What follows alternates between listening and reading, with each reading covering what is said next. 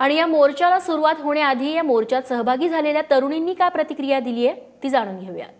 मराठा कुणबीयांना आरक्षण देण्यात यावं, कारण आम्ही ज्या शिष्यवृत्तीमध्ये शिकतो आहे सध्या आम्हाला ते आरक्षण मिळत नाही आहे आणि आम्हाला पर्टिक्युलर ठिकाणी जर आम्ही गेलो तर आम्हाला तिथनं वापस करण्यात येतं।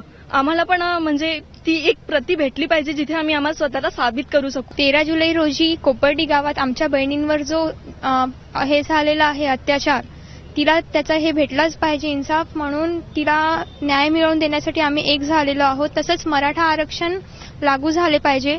ओबीसी शिष्यवृत्तीची जी मर्यादा आहे ती 9 लाख रुपये करून वाढवण्यात यावी व त्वरित आमच्या खात्यावर जमा करण्यात यावी।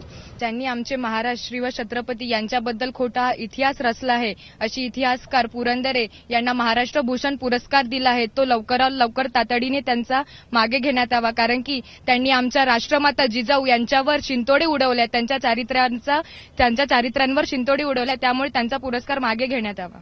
डॉक्टर दाभोळकर, गोविंद पानसरे व कलबुर्गीच्या मारेकरांना त्वरित फाशीची शिक्षा देण्यात यावी। वर्धातला हा जो मोर्चा आहे नक्कीच काहीतरी वेगळं देणार आहे। आणखी त्यांच्या ज्या मागण्या आहेत त्यात सुद्धा यांनी 10 मागण्या इथे ठेवलेल्या आहे। पराग डोबळे, एबीपी माझा, वर्धा।